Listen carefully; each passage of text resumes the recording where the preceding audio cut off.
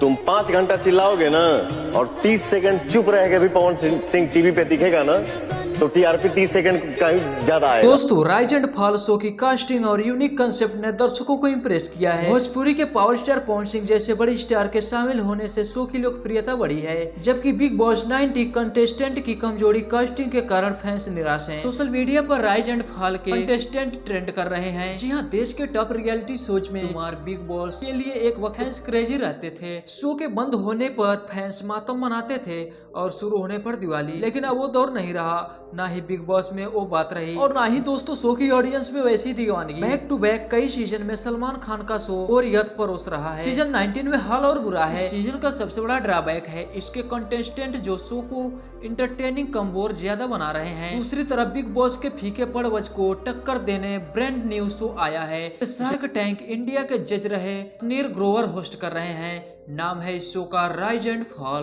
दोस्तों, rise and fall को मिला बूस्ट। ये रियलिटी शो अपने पहले ही सीजन में छा गया है। यहाँ कंटेस्टेंट को 2 ग्रुप में डिवाइड किया गया है, जो कि रूलर और वर्कर्स हैं। एक ग्रुप आलीशान पेंट हाउस में रूल करेगा, वहीं दूसरी लोग बेसमेंट में मजदूरी करेंगे। यूनिक कंसेप्ट का ये शो इसके दमदार कंटेस्टेंट की वजह से सलमान खान के शो बिग बॉस को टक्कर दे रहा है।